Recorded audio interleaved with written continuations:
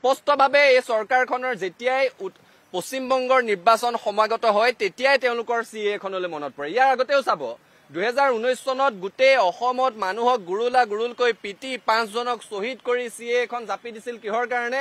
কাৰণ পশ্চিমবংগৰ নিৰ্বাচন আছিল পৰৱৰ্তী বৰ্ষটোত। আৰু এইবাৰো সেই একেই ধৰণে তেওঁলোক আগবাঢ়ি আছে। পশ্চিমবংগৰ নিৰ্বাচন অহাৰ লগে লগে সমাগত হোৱাৰ লগে লগে তেওঁলোকৰ এই কথাবোৰ মনত পৰে। এতিয়া বিহাৰৰ নিৰ্বাচন আহি আছে, গতিকে হিন্দু মুছলমানৰ মাজত এটা ভাগ কৰি ধৰ্মীয় মেৰুকৰণ কৰি সাম্প্ৰদায়িক উত্তেজনাৰ সৃষ্টি কৰি নিৰ্বাচনী বৈতৰণি পাৰ হোৱাটোৱে বিজেপিৰ কাম। গোটেই দেশত হিন্দু মুছলমানৰ নামত ভাগ কৰি থকাটোৱে বিজেপিৰ পন্থা। আৰু সেই পন্থাটো অসমৰ মানুহে মানি লোৱা নাই কাৰণেই অসমৰ মানুহৰ ওপৰত ইমান অত্যাচাৰ।